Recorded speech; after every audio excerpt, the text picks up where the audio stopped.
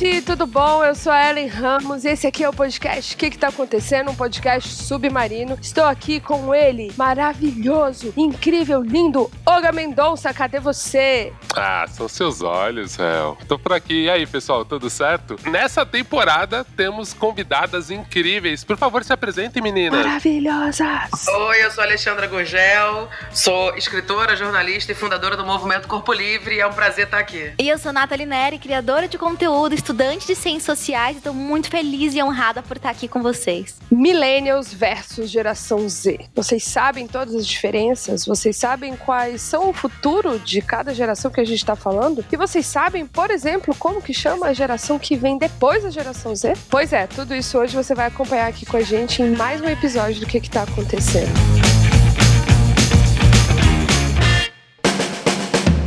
Antes de começar nosso papo, esse episódio é um oferecimento da Samsung, apoiadora do Submarino. A marca é referência em tecnologia inovadora para você ir além. Dá só uma olhada nos destaques do Instagram do Submarino, @Submarino, e também no Instagram do podcast, @QueQueTaAcontecendo_, que tem uma seleção de produtos da Samsung para você.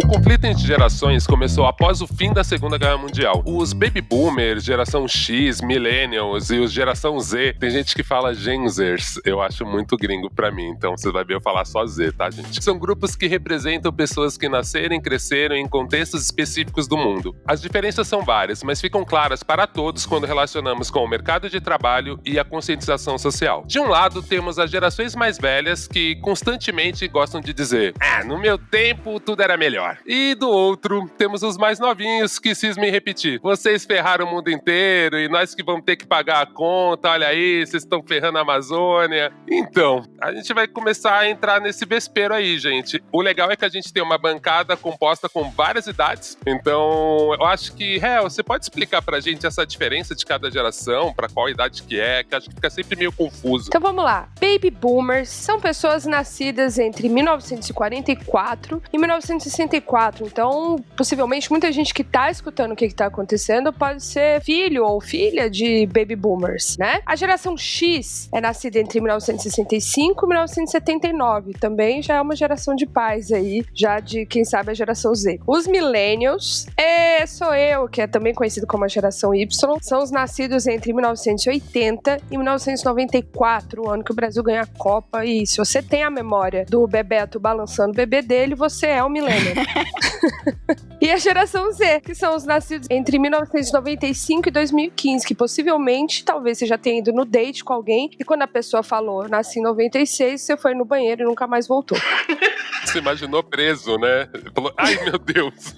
E também temos a geração Alpha, né? Que é a geração que nasceu a partir de 2010. Eu tenho um mini Alpha aqui em casa e o negócio é babado, a galera é evoluída, viu? É importante dizer também que vocês vão ver nos textos na internet que tem uma variação de 3 anos, tá? Então, no meu caso é um desses, assim. Em teoria, eu sou geração X, porque eu nasci em 79. Sim, eu tenho a idade do seu pai, não se assuste. E ao mesmo tempo, cara, eu nasci em 79. É óbvio que eu fui criado como millennial, porque eu cresci com um monte de gente. Então, assim, essa questão da geração também, a gente tem que tomar cuidado, porque você não se encaixa só em uma, só porque você nasceu naquele ano. Total. Então, tem esses 3, 5 anos aí de diferença de cada texto e cada geração. Então, essa variação é transversal. Eu quero saber das nossas convidadas fixas dessa temporada, que eu tô amando. Alexandra Gurgel, você é qual geração? Eu sou millennial, só que eu flerto muito com a geração Z. Eu sou de 89, né? Nasci no ano da queda do Muro de Berlim, vários acontecimentos ali, políticos também no Brasil. Então, mas foi um ano que logo depois, a geração Z é 94, né? Acaba que eu pego um pouco da geração Z também, assim como o Olga falou, que a gente vai flertando um pouco. Mas, obviamente, tenho memória do Bebeto fazendo o negócio todo, tenho memória de tudo isso. E também tenho lembranças de quando era uma vida que não existia internet, nem celular, nem nada disso, né? Então, assim, e é uma coisa que pra mim foi muito legal ter essa infância sem internet, né? Hoje em dia eu fico vendo no TikTok, crianças cada vez mais jovens, você que tem um alfazinho que você falou, tudo por uma criança é celular, né? É tablet, é computador. Eu não sabia que era isso, eu não tô falando que é ruim isso, né? Mas eu acho que as pessoas, as crianças, o meu irmão que tem 19 anos, né, vai fazer agora, ele já cresceu, ele é total, ele nasceu em 2001, total geração Z. Só que ele não sabe o que é uma vida sem internet, sem celular, sabe? Sabe o que ele não sabe? É ter que discar a internet. Porque a gente tudo aqui teve que pôr a internet pra discar e ficar aqueles 5 minutos pra você conectar pra entrar na sala de bate-papo ridículo. Terça-feira era de graça, depois de 10 horas da noite. Final de semana era de graça, ou né, era só um pulso. Era muito bom isso. Era muito bom. Não, e é muito louco pensar nisso, né? Que tem várias expressões que não fazem sentido pra essa geração e que a gente tem que explicar, por exemplo, salvar, que é o ícone do disquete, é muito estranho. Sim. Mesmo cair a ficha, gente, eu tive que explicar uma vez por que caiu a ficha. E aí é meio maluco, assim, você fala, cara, não tá tão longe. Mas ao mesmo tempo tem tecnologias que foram tão substituídas e tão bem substituídas que é meio charmoso você ver um telefone de disco, assim, que faz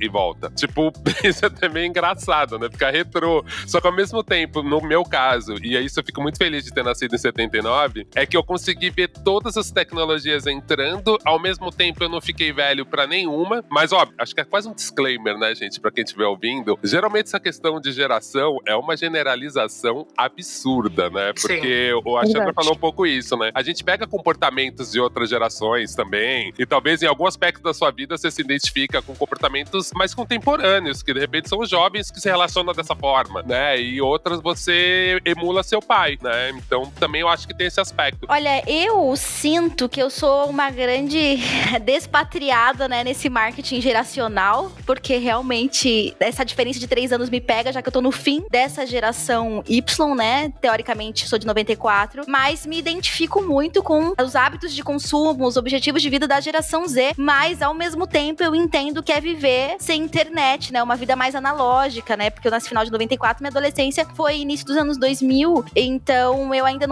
a gente não tinha tido esse movimento inteiro de inclusão digital, eu ainda usava lan house esporadicamente, ou internet de escada final de semana, então eu fui uma criança que brincou na rua, que teve uma vida completamente diferente da de jovens, né? A maior parte dos adolescentes da geração Z. Então eu sempre sinto que eu tô entre esses dois mundos, eu conheço uma vida mais analógica, mas ao mesmo tempo eu tô completamente envolvida pelos ideais de quem vive, de quem é um nativo digital. Então eu tô o tempo inteiro, né? E aí muda. Tem gente que diz que eu sou geração Z, tem gente que diz que eu sou geração Y. Eu me considero aí uma geração de transição. Eu achei bem legal esse corte que a Nathalie fez. É um corte que eu sempre gosto de fazer também, né? É óbvio que a gente tá discutindo em cima de uma generalização, porque eu sempre brincava, principalmente nessa relação de trabalho, que eu não conheço millennial pobre, porque tem uns hábitos, principalmente quando se fala de trabalho, que eu falo, cara, tem muita gente que se tiver uma oportunidade, ela vai dar o sangue. Como a gente foi educado na geração X, sabe? De tipo assim, não, trabalhe, tipo, o trabalho é tudo. Então, também tem essa questão, né? Essa divisão foi criada muito pelo marketing, muito pensando em hábito de consumo. Eles levam muito em relação a isso, mas quem não estava dentro do hábito de consumo exatamente? Quem não era classe média? Que é isso que a Nathalie falou. E aí, entrei por último na internet. Não quer dizer que eu não era jovem, mas tem um monte de comportamento que vocês analisam que, meu, pra você ser geração, pra essa galera do marketing, você precisa ter computador, internet,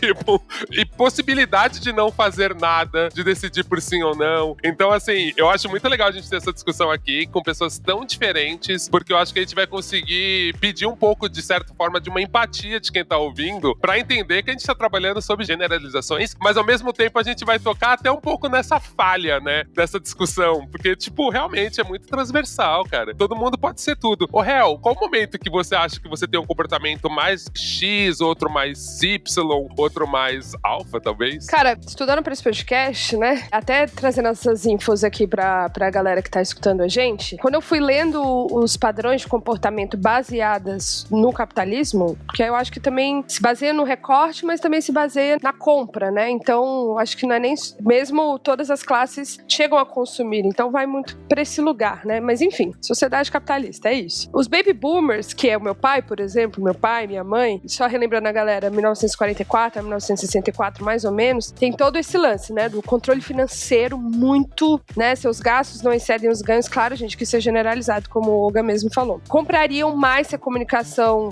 né, se as marcas dialogassem com eles. Eu penso muito no meu pai nessa hora, que às vezes, tipo, não entende uma propaganda que ele assiste, né? No e-commerce é a geração que mais busca por itens da moda, né? Passam 28 horas mais ou menos em frente ao computador pela semana e são mais leais e patriotas, assim. Aí já a geração seguinte, que é antes dos millennials, que ali o Olga pegou o último ano mais ou menos, é responsável pelas decisões de consumo da família, gasta 65% mais de vestuário do que os millennials, minha geração. Tem um potencial para consumir produto de luxo. 77% prefere produtos que têm causas, né? Mais ideias, assim, um propósito ali na marca. E eles querem saber se aquela campanha tá mostrando esse produto da forma mais real possível. Acho que já é uma geração que questionou assim, peraí, propaganda, você não vai me enganar, né? Isso aí é bom mesmo, isso aí. E aí chega a minha geração que eu posso falar com toda a propriedade do mundo, que a gente vê os reviews antes de comprar, né? Vê ali todos os clientes falando é bom, é ruim. A gente é crítico pra comprar mesmo. A gente deixa a casa dos pais cada vez mais tarde. Eu deixei com 18 anos, então isso aí não bateu pra mim.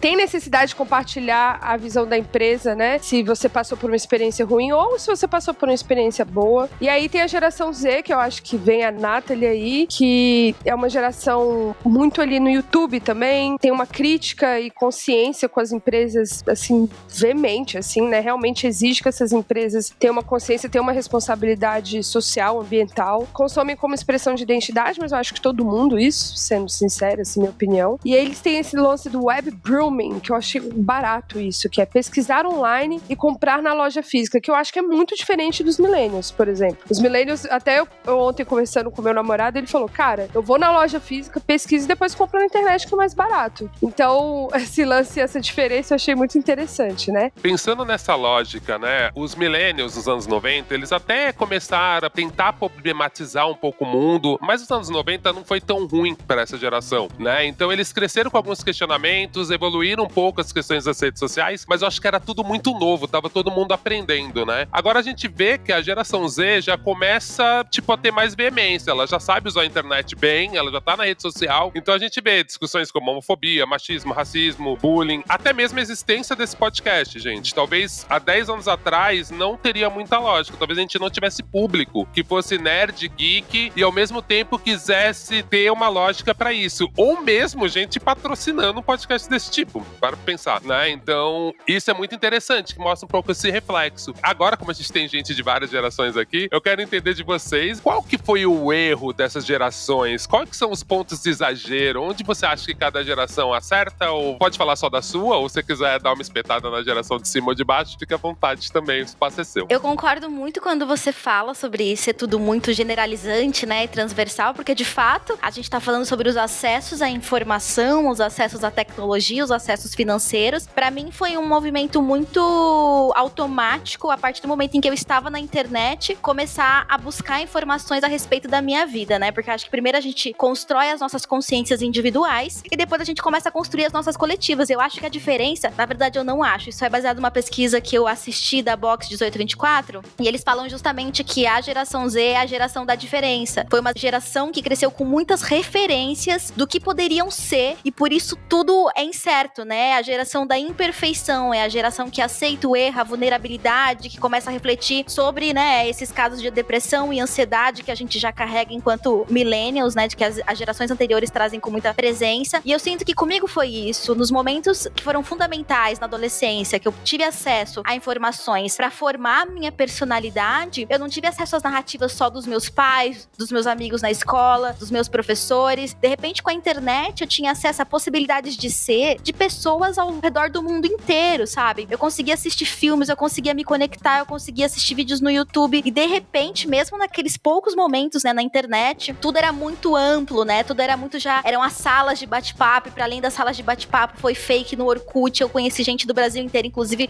Jonas, meu namorado, a gente conheceu em um fake no Orkut, né? Talvez a geração Z mais recente não saiba o que é, né, direito. Mas enfim, eu acho que eu nasci no momento em que as pessoas estavam fascinadas pela conexão, né? Pela possibilidade de conhecer outros. E conhecendo outros, você tem 1000 possibilidades de construir as suas próprias identidades. Então eu acho que isso me abriu muito a mente, não só pras minhas dores, né? Então eu acho que é isso que acontece com grande parte desses nativos digitais hoje em dia. A gente acessa as nossas questões, a gente busca ferramentas pra se construir, e ao mesmo tempo, mesmo que não seja a intenção, você começa a entender realidades muito distantes da sua, que não não precisam, né, do Globo Repórter, por exemplo, pra te falar o que acontece em cidades do interior ou o que acontece na Amazônia. De repente você tem acesso porque você tá conversando com alguém que mora lá e tá falando do que tá acontecendo lá agora. Então eu acho que essa foi a grande diferença pra mim, né? As 1000 possibilidades de construir quem eu era. Quando você vê as gerações atuais, né, e os mais jovens principalmente, é uma dedicação tão grande, né, na construção do eu, junto com várias outras discussões. Não à toa as discussões sobre apropriação cultural se tornaram tão presentes, né? Porque que a gente tá falando? A gente tá falando de um consumo de informação e cultura que é globalizado. E de repente as barreiras, elas se diluem, você não sabe mais do que você tá falando. E aí também tem esse trabalho, né? Nem tudo às vezes é tão profundo. Pode ser um pouco superficial e de repente você só vai pegando referências, você só vai pegando de tudo e fazendo tudo. E você vira um grande espantalho de informações, né? E de formas de viver de um mundo inteiro, né? Mas isso também tem a ver com os acessos que a gente tem. Então, eu sinto que não nasci, mas eu construí a minha imagem, a minha personalidade nesse contexto de muitas possibilidades, mas eu ainda tinha os hábitos herdados dos meus pais. Então, ainda existe um medo de insegurança financeiro muito grande, a necessidade de preservar os bens de uma forma muito profunda, que eu sei que, tipo, isso não é tão parecido, né, com a geração Z. Não é só sobre comprar, é sobre comprar bens absolutamente duráveis, mas ao mesmo tempo que sejam, né, ecologicamente pensados, sustentáveis, empresas, né, idôneas em seus posicionamentos. Então, pra mim é um grande misto. Nem eu entendo bem o que eu tô ali, mas eu me comunico muito melhor com a geração Z no geral. Eu tenho mais dificuldade de me conectar com nem millennials, mas, né, eu sinto que a diferença é muito grande quando eu tô falando de gerações anteriores.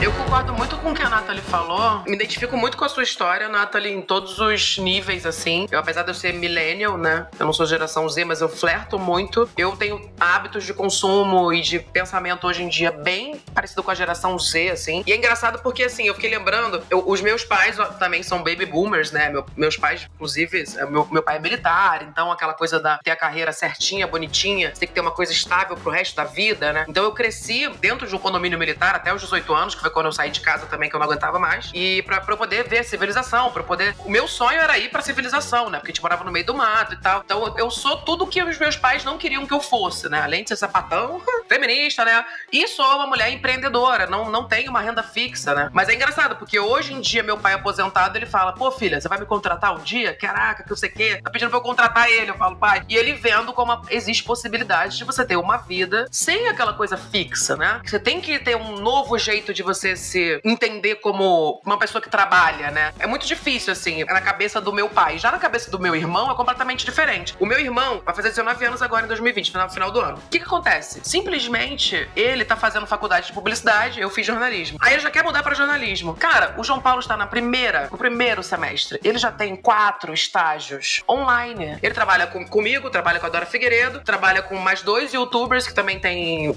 Ele faz pauta, faz roteiro, responde comentário, responde DM.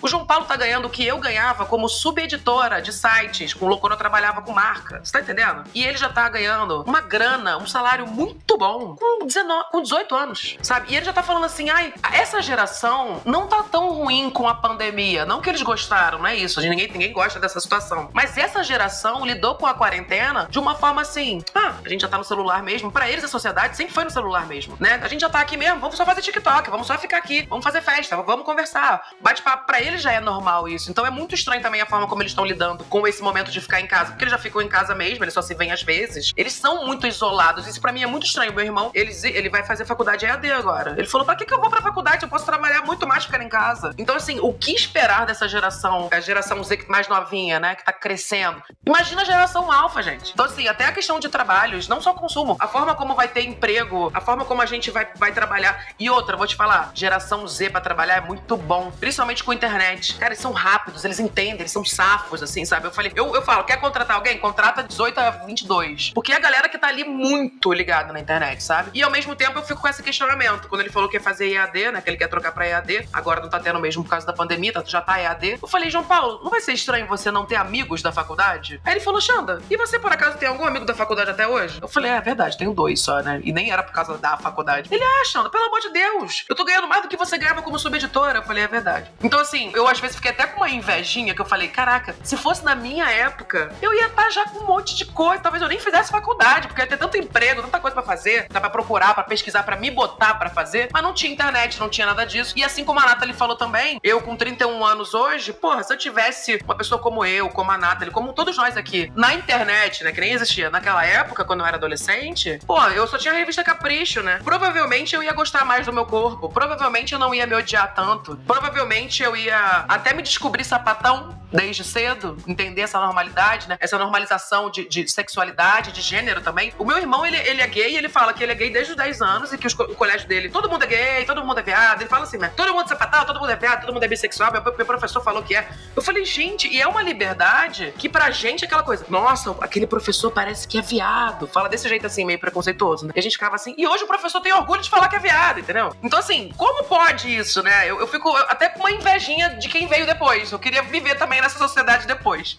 É interessante isso que você falou, Chan, porque eu fiquei pensando muito no papel da MTV pra minha geração e o recorte que a MTV tinha, né? Porque a MTV era um inferno pra pegar. Você tinha que ter uma antena UHF, você tinha que ter bombril na antena, você tinha que fazer várias coisas pra conseguir, vários truques pra conseguir pegar a MTV e já fazer esse recorte de grana, saca? Quem era classe média alta tinha MTV. Quem não era, tinha que dar uns pulos, mas uns pulos muito enormes, assim. E eu percebia isso, e é um pouco o que eu sinto quando as pessoas falam de geração Z, e eu falo assim, cara, mas eu conheço tanta geração Z que bota crédito no celular, e aí ele sofre tudo isso de não tá. E assim, a pandemia foi uma bosta pra essa pessoa mesmo, né? Tipo, não foi legal, ela tava acostumada a socializar de outro jeito. Óbvio que eu concordo com a Chan, ela usa muito mais a internet, e ela fica muito mais desesperada quando não tem internet do que outras gerações que foram offline. Mas, ao mesmo tempo, é muito cruel esse recorte, por isso eu gosto sempre de lembrar, quando eu vejo a galera falar assim, os youtubers, eu falo, gente, desculpa, mas era tudo VJ. Os VJs da MTV foram os youtubers e eles começaram essa porra inteira. A gente ficava olhando pra uma pessoa falando com a câmera, tinha roteirista, mas eles disfarçavam que tinha roteirista, então cada um tinha uma personalidade, que é um pouco da maioria dos youtubers mais profissionais, né? Eles botam muito deles, mas já tem roteiro. Você não vai ter, tipo, pauta já todo dia na cabeça. Então tem uma equipe, né? Então eu acho muito interessante a gente sempre fazer essa lógica, porque eu agora tô sendo muito tiozinho da internet, né, gente? Tô sendo muito tiozão. No meu tempo! Mas é que eu acho legal pontuar. Tem uma gíria no rap que eu amo, que a gente fala que é milianismo. Quando o cara é milianos, aí o cara fica falando, pô, mas na minha época. Então agora eu tô fazendo milianismo com vocês. Eu acho que tem muito essa questão que a gente esquece que várias coisas que parecem muito novas, elas já existiam, ou comportamentos existiam, mas com uma outra carinha. E talvez o erro, aí voltando um pouquinho, ou tentando responder um pouco essa pergunta, eu acho que talvez o erro da minha geração foi realmente ter acreditado muito nos valores das gerações anteriores, né? Tem essa questão que sempre falam, né? A gente vai envelhecendo e a gente vai ficando mais parecidos com os nossos pais mesmo, mais caretas, vão pegando alguns valores. Então, quando você é jovem, você quer destruir tudo e depois você vai crescendo e você vai ponderando melhor, ou pior, né? Porque às vezes a geração passada sua era uma merda, a chance de você começar a ficar ruim é imensa também. O que vocês acham mais sobre essas questões, assim, desses pontos específicos? Você lembra de alguma coisa que você fala, putz, realmente a minha geração nesse ponto deu algum milho aí? Cara, primeiro que eu acho que o lance do YouTube que você falou, por exemplo, eu acho que sim, tem uma referência de uma profissão anterior, mas eu não acho que seja só essa profissão em outra plataforma. Eu acho que tem um grande caminho aí nesse meio, sabe? Até porque tem um grande lance, né? Por exemplo, o YouTuber chegar lá e ser independente, né? Entre aspas, assim, chega, ele não tá por trás de uma emissora, então foi um lugar ali que possibilitou muita gente, vamos supor, ser o VJ da MTV, né? E não falando sobre música, falando sobre cozinha, sobre mecânica, sobre cabelo, sobre beleza, sobre, cara, o que eu quiser falar, né? Então, assim, a gente não pode negar, né? O YouTube, ele veio, assim, com uma revolução. Além de trazer muito conteúdo histórico ali, muito arquivo da internet, ele vem com um lugar ali do selfie, né? Assim, eu sou muito importante, então eu vou fazer um canal no YouTube, assim. Eu não trabalho na MTV, não fui contratada, não me descobriram, mas eu quero fazer isso. Eu até gosto de citar um pouco nisso, é mais a linguagem mesmo, mas eu concordo contigo. Até gosto de citar aquele programa da MTV que chamavam as pessoas pra fazer teste pra ser VJs. Aquilo era muito YouTube, era muito pra YouTube. Era o mico que as pessoas passavam, mas enfim, e até essa questão que, voltando a dizer, esse corte de gente que assistia MTV, o desejo da minha geração, de quem era mais alternativo, de quem via MTV, era ser VJ, como eu vejo a molecada querendo ser youtuber. Mas é só um corte, mas eu concordo contigo, eu tô falando mais disso mesmo, assim. Olha, gente, já existiam coisas parecidas, mas realmente não é a mesma coisa, principalmente por causa da interação. Não, total. Eu queria muito ser VJ. Eu tenho fitas minhas com 13, 12 12 anos. Meu pai tinha uma filmadora e ele falou, a gente só pode gastar uma fita a cada viagem. Eu gastei as 4, assim, uma semana, enquanto ele foi trabalhar apresentando videoclipes na sala da minha casa. Só que eu acho que por exemplo, um grande rompante, assim, da geração anterior pra nossa, e que eu acho que ainda é muito difícil, por exemplo, pra minha família, pra minha tia, pro meu pai, pro meu irmão é mais velho, né? Ele tem 46 anos. Cara, é impossível eles entenderem que eu não tenho uma segurança financeira. O que pra eles é a segurança financeira? Que eu não tenho uma carteira assinada, que eu não trabalho, sabe, no serviço público. E mesmo se fosse, né? Como assim eu não trabalho numa empresa privada? Eles não conseguem entender, assim, como eu me sustento há 10 anos sendo empresária, sendo atriz, sendo roteirista, sendo youtuber, sendo, sabe, tudo, sendo apresentadora de podcast. Não entra na cabeça, assim, eles não conseguem, é muito difícil mesmo. Então eu vejo isso como um grande rompante. Eu acho que nós, millennials, apesar de termos feito isso, a gente ainda sofre muito essa pressão, né? Acho que a nossa crise ainda tem muito a ver com do tipo, cara, mas como é que eu vou envelhecer? Como que eu vou ter dinheiro, assim, com 70 anos? Como que eu vou fazer, né? Enfim, mas coisas que podemos tratar na análise.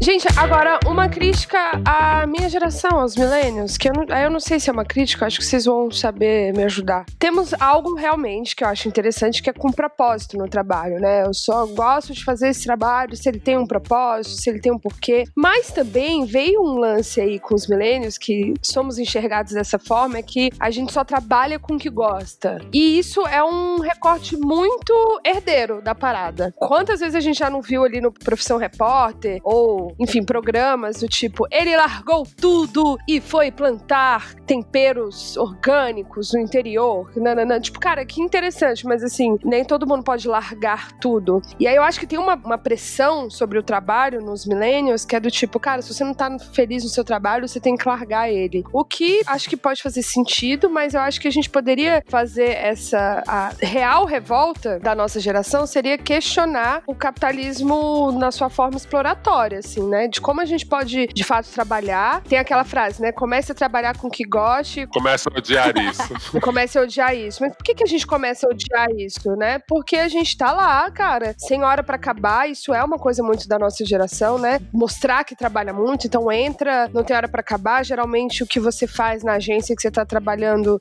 5 pessoas fariam, mas só uma pessoa faz, porque o mercado é muito competitivo. Então acho que tem uma questão aí em cima do trabalho pros millennials, que eu já não sei como é na geração depois, né? Por exemplo, a geração da Nathalie, como isso é. Mas pros millennials ainda tem um lance do tipo, cara, eu preciso amar o meu trabalho. E, cara, é trabalho, né? Eu não sei se é possível amar o trabalho. O que vocês acham disso? Olha, eu vou falar como millennial também, pra depois a Nathalie falar da geração Z. Porque, assim, o que você falou, Rael, é muito parecido com o meu pensamento e como eu fui criada, né? Não é à toa que somos da mesma geração. Eu sempre fui CLT, né? Eu comecei a trabalhar desde muito cedo, antes de fazer faculdade, porque eu gostava de trabalhar. Eu sempre fui uma pessoa que gostava de... como é que eu faço pra ter dinheiro, né? E eu não fui criada com uma educação financeira bonitinha, sabe? Tipo, entendendo. Eu fui criada pra fazer concurso público. Fui criada pra estudar. E o que é uma coisa boa também. Eu estudei bastante e tal, apesar de eu nunca gostar do sistema educacional certinho. Eu gostava de estudar o que eu queria. Eu gostava de estudar coisas que me interessavam desde pequena. Sempre me interessei por jornalismo, sabe? Por mulheres escrevendo. Sempre fui atrás disso. Mas, quando eu conquistei a minha CLT, né? Minha carteira assinada. E quando eu comecei a fazer YouTube, lá em 2015, e aí 2016, quando eu comecei a perceber que eu poderia talvez viver de YouTube e talvez viver de mim, dos meus projetos, comecei a me ver como uma pessoa empreendedora, o que eu não fui criada pra ser. Então é muito difícil também. A gente que é millennial, a gente tá um pouco nessa linha, né, nesse meio termo. Então eu não fui criada pra ser empreendedora, pra mim deu muito medo, e ao mesmo tempo eu vejo como, às vezes eu perdi um tempo, sabe? A gente que é millennial, a gente percebe coisas, a gente fala, pô, a questão da sexualidade, a questão de emprego, a questão de tudo, a gente se descobre às vezes mais tarde do que a galera mais nova, né? Faz todo sentido. Mas uma coisa que eu lembrei é que quando eu tava, caraca, será que eu saio ou não da CLT pra tentar minha vida de influenciadora e mudar pra São Paulo, enfim. E tudo bem que, só ratificando aqui, botando parênteses, isso é um papo muito privilegiado, né? É um olhar bem de um privilégio de alguém que pode escolher, né? Tô falando a partir da minha realidade que eu vivi ali, que eu sempre fui classe média alta e pude escolher também essas coisas. Mas é uma dor, white girl problems, que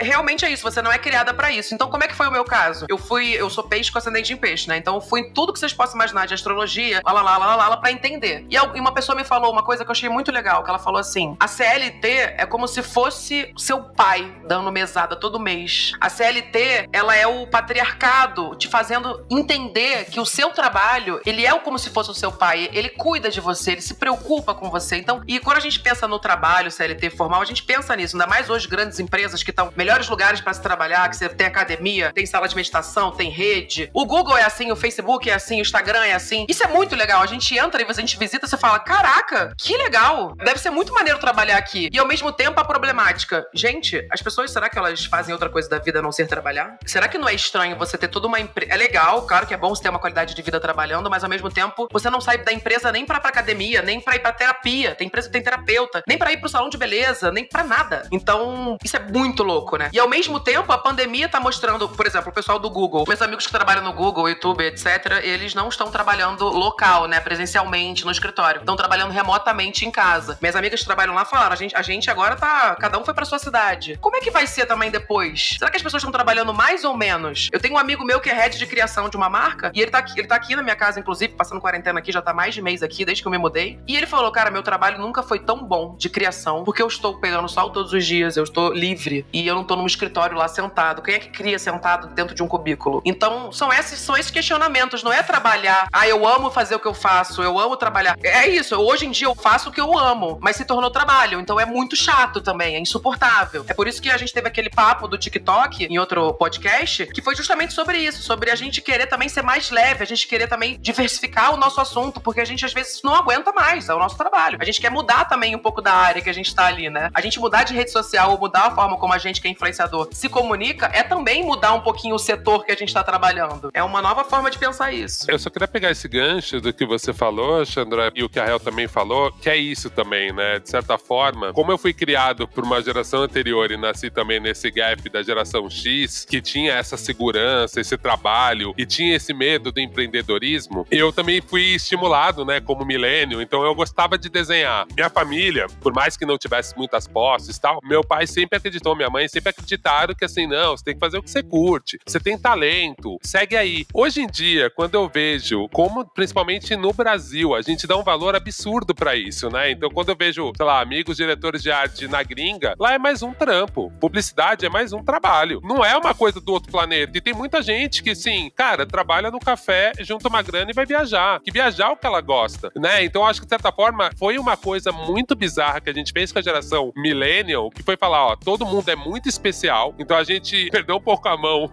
Óbvio, tô generalizando, tá, gente? Tem muita gente que não. Mas a gente perdeu um pouco a mão criando incríveis seres especiais iluminados, todo mundo é bom em tudo, e ao mesmo tempo é esse caô gigante de, tipo, transformar trabalho em entretenimento, em outra coisa. Óbvio que é muito legal você trabalhar com alguma coisa que você acredita, mas sei lá, eu já fiz vários outros trabalhos antes de trabalhar com o que eu trabalho, e assim, cara, tipo, tinha coisas que eu gostava. Se me pagassem bem, talvez eu até fizesse e tivesse a arte como um hobby, ou como um plano B, ou como uma válvula de escape mesmo. Não que, assim, tem dias que eu passo o dia inteiro desenhando pra alguém e depois eu desenho pra mim. Tem isso também. Mas é mais difícil, sabe? Eu não sei se vocês depois, que nem do jeito que a Alexandra falou, né? Ó, TikTok pra mim é um lugar que é quase de alívio, porque eu tenho menos pressão. Mas ainda você vai ter preocupações. E daqui a um tempo, quando você crescer no TikTok, provavelmente você vai se preocupar quando cair 10 milhões de seguidores, sabe? É isso que eu acho que é muito complicado pra gente, mesmo essa questão do empreendedorismo também, né? Você fala assim, gente, de verdade, eu preferia não ser empreendedor, mas é que eu não achei. Eu cheguei num patamar na minha carreira que eu percebia que, assim, nenhuma empresa quer ter um chefe preto pagando tanto por isso. Eu acho que eu valho isso. Então, assim, meu empreendedorismo é mais por não achar uma vaga que me remunerasse bem dentro da lógica que eu acho interessante de trabalhar. E aí eu acho muito interessante, falando de mercado de trabalho e gerações, porque os milênios chegaram e falaram assim, cara, eu acho abusiva essa forma de trabalho da geração X. Que era isso, na minha geração era normal tomar uns esporro absurdo, assédio moral, assédio sexual. Demorou muito pra virar a chave na minha cabeça e eu entender. Hoje eu vejo várias cenas de trabalho e eu falo, meu Deus, isso era muito escroto. Naquela época eu achava assim, esses estagiários também não aguentam nada. Você falou uma coisa pra esse floquinho de neve, ele já tá chorando. Então, assim, eu tinha muito, que era masculinidade tóxica, um monte de coisa. Eu acho que eu não era escroto diretamente, mas eu conseguia entender quando alguém era escroto com alguém, sabe? Hoje em dia, eu acho que a geração millennial deu uma chacoalhada nisso, mas eu tô tentando entender. Vocês acham que a geração G, ela vai retroceder isso, como retrocedeu, por exemplo, nas compras online, a geração Z já não é tão empolgada com compra online. Não, deixa eu ver esse produto de verdade, né? Então ela deu um passinho pra trás em relação ao milênio. Vocês acham que no comportamento de trabalho, vocês acham que vão ter isso, que vão ter algum retrocesso? Que geralmente os milênios exageraram demais nessa questão do que é crítica, do que realmente é um abuso psicológico? Esse negócio do web grooming pra mim, sabe o que eu acho? Eu nunca li sobre isso, tá? Eu tô chutando aqui na minha cabeça, porque sabe o que eu acho? É a ansiedade. A galera tem tanta ansiedade que ela pesquisa online, mas ela quer pegar ao vivo, ela quer comprar ao vivo. Claro que ela quer testar o produto também, mas ela quer ter logo. Eu acho que tem muito a ver com ansiedade. A ansiedade agora é a nova mal do século, né? Então, assim, por quê? Milhões de estímulos. Tem um estudo, eu posso estar falando um dado errado, mas tem um dado de que a gente produz hoje em um dia o que a gente já produziu do ano 0 até 2016 ou 2010, não lembro. Então, assim, em um dia a gente produz informação que é de milhões e milhões, sabe? Imagina, com milhares de anos. Então, como é que pode, entendeu? Como é que pode a gente não ser ansioso, não ter burnout, né? Que a nova doença do trabalho é burnout. Que é esse papo da meritocracia, que se você consegue, você tem que acordar às 5 da manhã, e você isso e aquilo. E a galera novinha tá comprando isso também, tá comprando essa ideia também, sabe? E a nossa galera millennial compra muito. E até que ponto a gente tá se matando pra conquistar seguidores ou pra conquistar dinheiro, e com que objetivo? Ninguém ensina a gente a ter objetivo. Não é à toa também que canais de finança agora estão bombando, porque a gente não é criado desse jeito. Então, pra mim, é uma coisa tão ansiosa, é tanta ansiedade, são pessoas que falam extremamente rápido. Eu já falo rápido. Meu irmão, se ele estivesse aqui, gente, vocês não conseguem ouvir ele, porque é tão rápido que ele fala, que fica... Eu não tô falando mal do meu irmão, não, mas é tão rápido que ele e a galera dele fala, que você fica... Sabe quando você fica cansada só de ouvir alguém? Tipo assim, ai... Não dá pra entender? E isso é uma coisa que eu também me coloco desse jeito. A ansiedade é tipo o assunto. A minha irmã é psicóloga, ela tá se especializando na ansiedade e ela fala, adolescente, essa galera, a geração Z, inclusive a geração alfa, já tá vindo muito ansiosa. Então, eu até acho que esse comportamento deles, eu não sei, a gente não sei até que ponto esse estudo é aprofundado pra saber se eles realmente, eles querem tocar no produto ou se é a ansiedade de ter logo, sabe? Eu penso muito nisso. É uma boa questão. Eu acho que a questão da ansiedade é muito presente, né? E uma questão também que acho que pra mim é uma crítica à geração Z, né? E por observar e ter que vigiar muito em relação a isso pra eu não cometer esses mesmos erros, é que nesse consumo de informação imediato, desesperado, infinito, a gente tende a achar que tá inventando a roda. Então eu acho que essa é uma característica muito grande da geração Z. Existe uma arrogância não intencional no agir, né? E de repente, quase todas as pessoas que eu converso que têm a minha idade ou menos, têm uma dificuldade muito grande de trazer referências. A minha mente, ela funciona da mesma forma. Eu sei do que eu tô falando, mas eu não lembro quem fez, quem escreveu, quando foi. E eu vejo muito isso, assim, gravando o podcast, eu tô vendo muito isso na figura do Oga, porque ele sabe o diretor, o roteirista de tudo. E eu posso ter consumido tudo. E eu vou ficar, putz, quem que fez aquele rolê mesmo? Quem que fala? E isso é muito uma questão de consumir a informação de forma rápida, não aprofundada. Até na música, por exemplo. Eu amo bandas e eu não sei quem é o vocalista, quem é o guitarrista, quantos álbuns tem. Eu tenho 3 ou 4 singles que eu amo e eu boto no repeat e fico lá, sabe? Eu consumo as músicas por aplicativo, pelo Spotify. Eu não preciso comprar o disco, comprar o álbum, né? Me aprofundar na discografia. Então, é tudo muito mais simples e isso causa uma escassez de referência, né? Foi até uma questão também que a gente já trabalhou, então eu tenho que estar o tempo inteiro me focando muito no que eu tô lendo, porque isso também acaba tendo, né, um outro fenômeno, que é a gente absorve coisas que já existem como se fossem nossas, né? Porque a gente leu e não sabe se foi criado, se foi observado, se foi trocado, e de repente tudo vira uma grande sopa. E aí, por isso, né, eu acho que é até uma arrogância e uma falta de responsabilidade no endereçar os nomes, né? E se a gente for falar de propriedade intelectual, então, que não é nem intencional, né? É, tipo, faz parte da forma como, infelizmente, a gente consome informação de forma não intencional, muito rápida, muito ansiosa. E eu concordo muito com essa questão do mercado de trabalho. E quando eu observo hoje o que tem acontecido com a minha geração, apesar de eu ter os medos herdados do meu pai, um baby boomer, por exemplo, né? Que, a sua casa, a faculdade é a única coisa que você tem, você não tem nada. Eu falo, pai, porque eu tô construindo. Mas eu já viajei pra 5 países, mas você não tem uma casa. Pai, mas eu já conheci o mundo, já fiz muitas coisas. E eu percebo muito essa necessidade de segurança herdada do meu pai, mas ao mesmo tempo eu também consigo olhar por outros moldes, né? E eu acho que tem uma diferença bastante, se a gente vai falar de millennials, né? Que tem, como o Olga trouxe, esse recorte de classe, né? De possibilidade de empreender, de possibilidade de ser, porque o empreendedorismo, ele é muito elitista de fato, se você for pensar que o erro é uma premissa para você empreender. Então, se você faliu a sua primeira empresa, vá atrás da segunda. Faliu a segunda, continua, porque fulano de tal só deu certo na quarta empresa que abriu, né? Quem tem a possibilidade de falhar tanto para construir o seu capital é alguém que já tem uma segurança. Eu percebo uma mudança nisso, talvez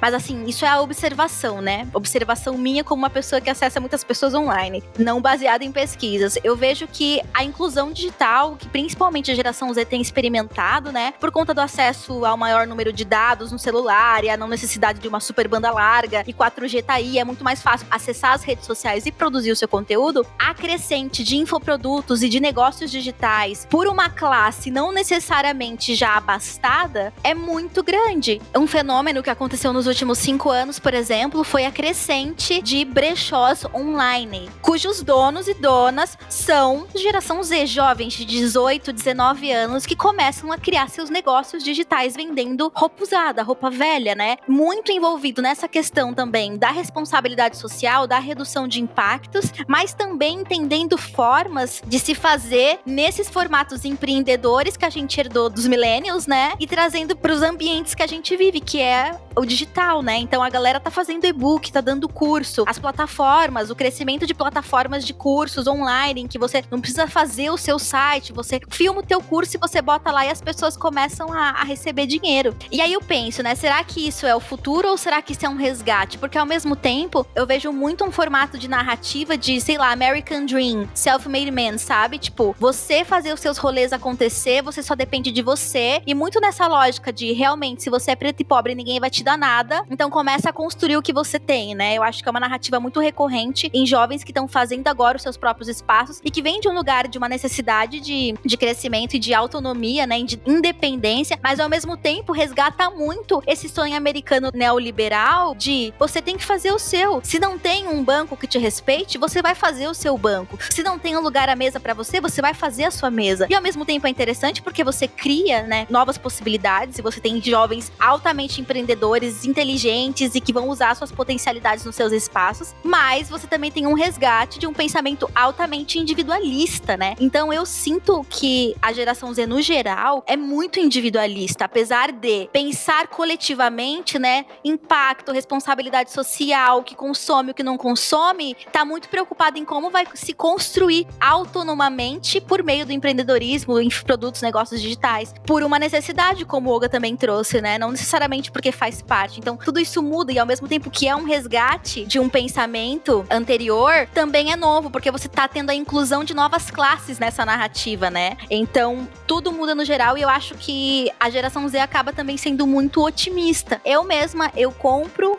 online, mas eu não compro muito online, eu compro fisicamente e tenho certeza que tem isso que a Xanda trouxe da ansiedade, mas sempre com o celular do lado. Eu não faço uma compra sem pesquisar na internet, porque eu preciso de informações sobre escândalos da empresa, eu preciso de informações sobre composição química para saber se é vegano, se é testado em animais, eu preciso de informações de review, se existe uma opção mais barata, mais em conta, se existe a opção de um pequeno empreendedor ao invés da opção, né, da grande empresa, do grande conglomerado. Então são muitas informações que não estão disponíveis na caixa do produto, e justamente porque a gente só consome muita informação, a gente não consegue mais viver sem isso. Mas eu posso estar falando sobre essa questão empreendedora também, né? Pode ser totalmente diferente. Tô falando aqui a partir da observação e da minha vivência.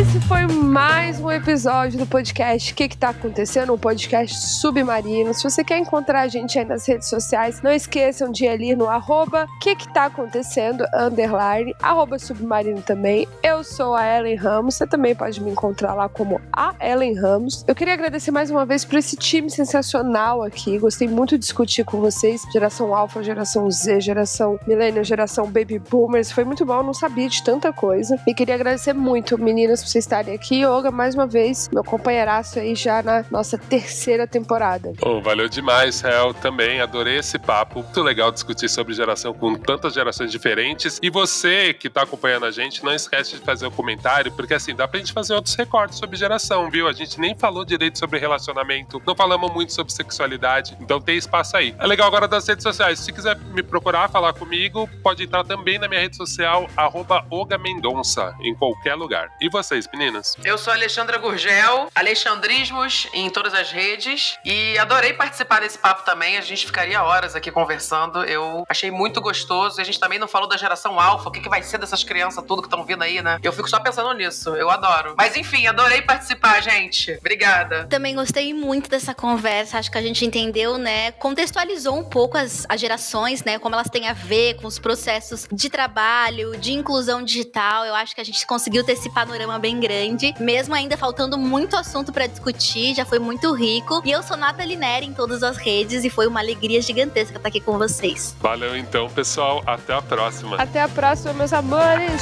Beijo. Tchau. Tchau.